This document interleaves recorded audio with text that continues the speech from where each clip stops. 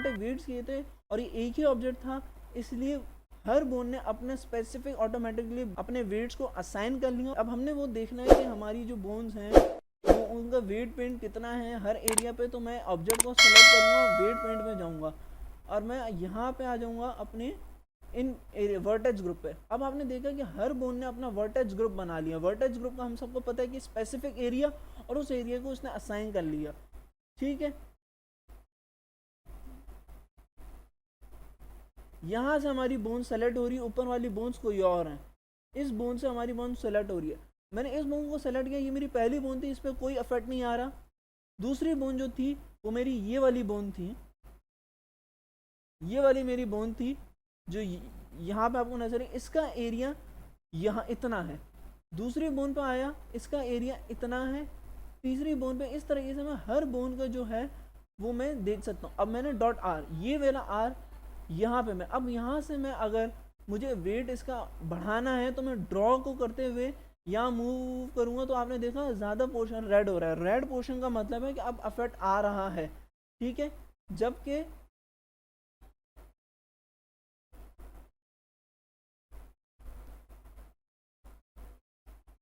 अगर मुझे इसके ये वाले रेड पोर्शन को ब्लू करना है तो मैं ड्रॉ की जगह मिड्स पे आऊँगा और वेट को इसको 0 कर दूंगा और फिर इसको मैं प्रेस करूँगा तो आपने देखा ये ब्लू ब्लू हो रहा है, यानी कि इसका इफेक्ट डिलीट हो रहा है। इस तरीके से आप वेट पेंट को यूज़ करते हुए अपने आर्मेचर को देखेंगे, अपने बॉडी को देखेंगे कि क्या आपकी बोन्स सही से मूव हो रही है नहीं हो रही, और फिर आप देख सकते हैं कि आपका जो ऑब्जेक्ट है वो परफेक्टली रिग हुआ है या नहीं हुआ है। मेरे हिसाब से ये बहुत ही परफेक्टली रिग हो गया है, तो मैंने अब इसको रिग, इसका मैंने छोड़ मतलब एफ के रिग मेरा कंप्लीट हो गया। और इस ट्यूटोरियल में आपने एफ के रिग करना सीखा है और आपने सिमेट्राइज करना सीखा है और वेट पेंट से इसको देखना सीखा है और आपने बोन रिलेटिव की। अगर आपका कोई स्पेसिफिक वजह किसी स्पेसिफिक बोन से आप उसको पेरेंट करना चाह रहे हो तो आप ऑटोमेटिक बोन रिलेटिव करोगे। ठीक है,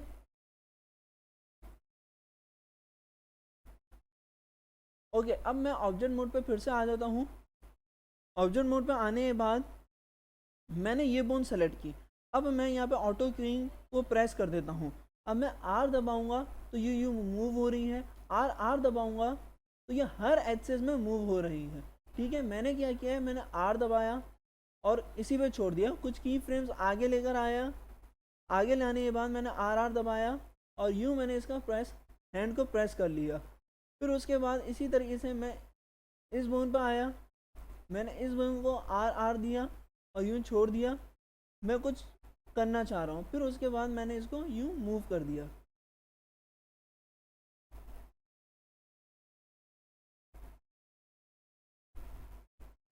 अब मैं इसको यहाँ से प्ले करूँगा तो आप देखेंगे कि मेरा ये एनिमेशन बन रही है।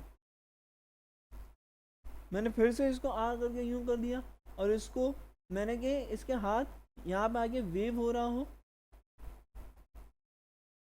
मैंने फिर इस बोन को सेलेक्ट कर दिया और यहाँ पे एक इनिशियल की फ्रेम दे दी, उसके बाद की जो की फ्रेम की ट्रांसफॉर्मेशन आएगी और मैं इसको यूँ मूव करूँगा।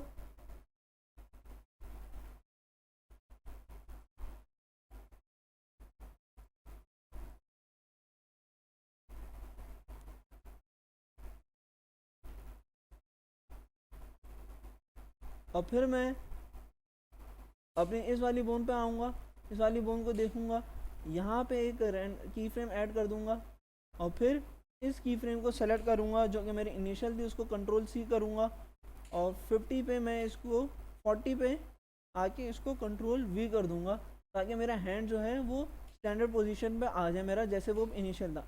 इसी तरीके से हर बाहों को स्टैंडर्ड पोजीशन पे लाने के लिए मैं कंट्रोल सी कंट्रोल वी करूँगा और मेरा आर्म तो था ही स्टैंडर्ड पोजीशन पे।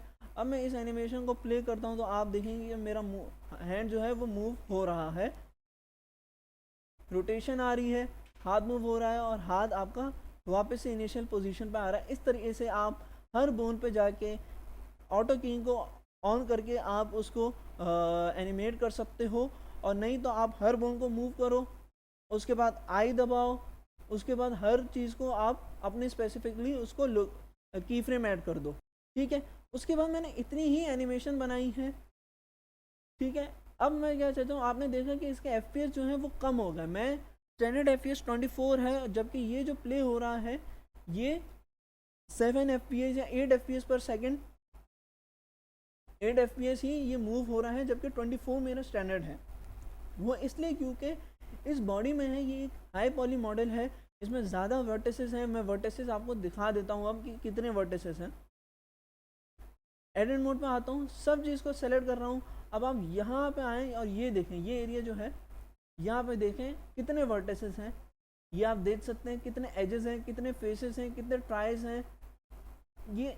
और आप नेट में देख सकते हैं कि कितने ट्राइज होने चाहिए एक हाई पॉली मॉडल में, कितने ट्राइज नहीं होने चाहिए, वो सब आपको यहाँ पे दिख रहा है। तो यानी कि ये इस एक हाई पॉली मॉडल है, जिसके लिए मैंने आपको बताया था कि इसको एनिमेट करने के लिए ये वक्त ज़्यादा लेगा। ठीक है, अब मैं क्या करता हूँ, मैं इसको जहाँ तक मैंने इसको एनिमेट किया है वहाँ तक मैं उसको ले जाता हूँ। ठीक है, ले जाने के बाद मैं यहाँ पे आता हूँ। अच्छा, ये जो आपको एडिटर टाइप, आप यहाँ से जनरल टैब में होते हैं और यहाँ से आप 3D view port, image editor, यानी हर टैब पे जा सकते हैं जो अभी तक हमने सीखी है। हम यहाँ पे टाइमलाइन है, टाइमलाइन से हम ग्राफ एडिटर पे आएंगे। ग्राफ एडिटर पे आप जाके अपनी इंटरपोलेशन कर सकते हो अपने ऑब्जेक्ट्स की। मैंने यहाँ पे T दबाना है और मैंने यहाँ क्या करना है, बेजियर कर देना है। बेजियर से ये और स्मूथ हो जाएगा और अच्छे तरीके से लगेगा। अगर आपने नोट किया हो कि पहले 7 FPS पे जा रहा था, अब ये 8 FPS पे, यानी थोड़ा ये फास्ट हुआ है। 7 से ये 8 FPS पे आया है और ये थोड़ा सा फास्ट हुआ है। ठीक है, उसी तरीके से मैं क्या कर सकता हूँ, मैं यहाँ पे आके अगर तो मुझे यही मूवमेंट जो है इसकी इन कंटिन्यूएशन ही बनानी है कि ये चलती जाए, तो मैं यहाँ पे आके नॉन लीनियर एनिमेशन पे आ जाता हूँ और मैं क्या करता हूँ कि मैं अपने पहले तो टाइमलाइन पे आ जाता हूँ। टाइमलाइन पे आने के बाद मैं इसको थोड़ा सा यहाँ से है ना बढ़ा देता हूँ, फिर मैं अपने फिर से नॉन लीनियर पे आ जाता हूँ। अब मैं क्या चाहता हूँ कि ये जो मेरी एनिमेशन है ये चलती जाए थोड़े टाइम के लिए। तो मैं यहाँ पे आके आर्मेचर की इस जो आपको बहुत मज़ा आ रहा है इसको प्रेस करेंगे। प्रेस करने के बाद आप इसको प्रेस करेंगे, एन दबाएंगे, आप स्ट्रिप्स पे आएंगे। स्ट्रिप्स आने के बाद एक्शन क्लिप करेंगे। आप इसको स्लोमो भी कर सकते हो। प्लेबैक स्पीड अभी इसकी 1 थी, हम स्लोमो में बना रहे हैं, हम स्लोमो बनाएं तो आप इसको प्ले करें तो देखें कितनी स्लोली ये हो रहा है, क्योंकि हमने इसके स्लोमो पोज, हमने इसको स्लो मोशन में करने के लिए हमने इसके प्लेबैक स्पीड को 1 से 3.4 कर लिया। मैं वापस 1 पे ले आता हूँ। अब मैं चाहता हूँ ये रिपीटेड होता ही जाए। तो मैंने इसको रिपीट कर लिया 3.40 से। अब मैं इसको प्ले करूँगा तो आप देखेंगे ये एक्शन जो है वो पूरा होगा, फिर ये होगा और फिर ये होगा, जितनी तरीके से हमने इसका रिपीट किया है। तो इस तरीके से आप अपनी स्पेसिफिक एनिमेशन, ये जो नॉन लीनियर टैब है एनिमेशन जो है, ये आपको तब यूज़ होता है जैसे आप वॉच साइकिल बनाते हो कि ये वॉक कर रहा होता है। आपने स्टैंडर्ड वॉच साइकिल बनाया, फिर आप उसको रिपीटेड करने के लिए यहाँ पे आके उसको मूव कर लेते हैं। अब मैं वापस अपने टाइम लाइन पर आ जाता हूँ तो मैंने देखा मेरे की फ्रेम जो हैं वो गुम हो गए हैं, इसलिए मैं कंट्रोल जी करके मैं यहाँ पे वापस आ जाता हूँ ताकि मुझे मेरे जो की फ्रेम्स है वो नज़र आए। क्योंकि मैंने क्या किया था, मैंने नॉन लीनियर से उसको कंटिन्यूएशन कर ली थी और वो स्पेसिफिक की फ्रेम नहीं था, वो रिपीटेड था। अगर यही काम आपको सिंपल कंट्रोल वी में मेथड में करना है तो आप इस आर्मेचर को पूरा सेलेक्ट कर लो, जो आप ऑब्जेक्ट मोड पे आ जाओ।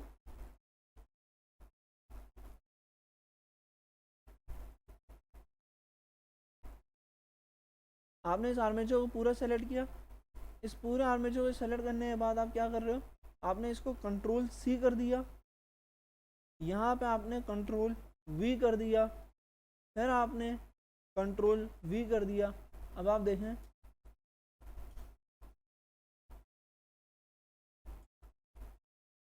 मसला हुआ ये है कि हमने जो कंट्रोल वी कर दिया है, हमारी लास्ट बोन जो सेलेक्ट हुई है वो है हमारी हैंड बोन, यानी ये जो हमने की फ्रेम जो हमने सेलेक्ट किए हैं, मैं अगर ए दबाता हूँ सारे की फ्रेम्स आगे कंट्रोल सी कर लेता हूँ, फिर यहीं से मैं इसको कंट्रोल वी कर लेता हूँ, तो अब जो एनिमेशन जो है वो इन कंटिन्यूएशन नॉन लीनियर जैसी ही नज़र आएगी मुझे।